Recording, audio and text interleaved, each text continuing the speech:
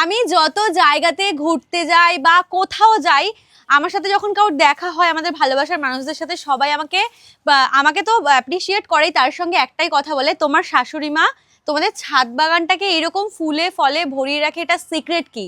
ও মা, এটা সিক্রেট কি গো মা?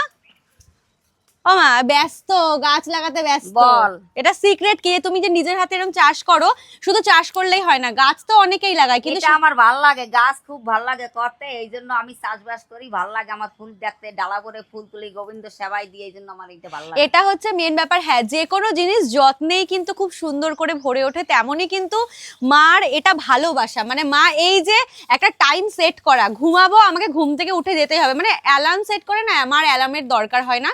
এই টাইমটায় মাকে প্রত্যেকদিন ছাদেই পাওয়া যাবে। আর দেখো শুকনো পাতাগুলোকে এখন কেটে ফেলছে, মানে গাছ। হ্যাঁ, মা ছাদে থাকে, তাই বলছে তোমার মা কোথায়, ছাদে, জোরে ডাকো, মাকে পেয়ে যাবা।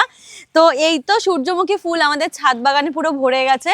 এই পাশটা থেকে দেখলে না, মানে কয়দিন পরে হয়তো ফুলগুলো নষ্ট হয়ে যাবে, তারপরে এই জায়গাটা এত খালি খালি লাগবে দেখতে।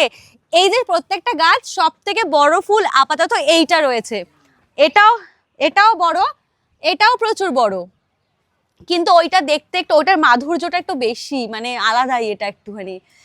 সেই স্বপ্নের সানফ্লাওয়ার আমার দারুণ লাগছে দেখতে। কেমন লাগছে তোমাদের এরকম মানে আমাদের ছাদের এই গার্ডেনিংটা? আমার সব থেকে, এতদিনের সব থেকে পছন্দের এইটা।